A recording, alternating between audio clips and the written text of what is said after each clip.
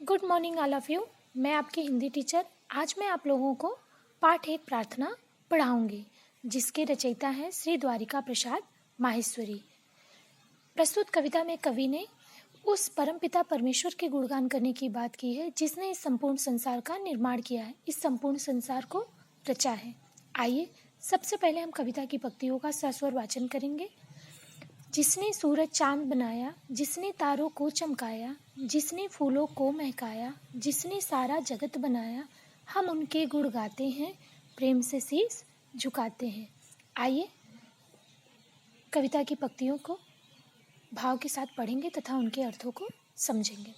जिसने सूरज चांद बनाया, जिसने इस सूर्य और चंद्रमा का निर्माण किया है, जिसने तारों को चमकाया है, जिस प्रभु ने इन अगणित तारों में प्रकाश प्रदान किया है तथा उन्हें ज्योतिर्मय बनाया है, जिसने फूलों को महकाया, जिसने इस सुंदर पुष्पों में सुगंध प्रदान की है, जिसने इन्हें महकाया है, जिसने सारा जगत बनाया, जिसने संपूर्ण सृष्टि की रचना की है, समस्त संसार का निर्माण किया है, हम उनके गुण गाते हैं। हम उस प्रभु के गुणगान या वंदना कर रहे हैं तथा प्रेम से शीश झुकाते हैं तथा उनके चरण कमलों में हम नतमस्तक होकर प्रणाम करते हैं, जिन्होंने इस संपूर्ण सृष्टि की रचना की है।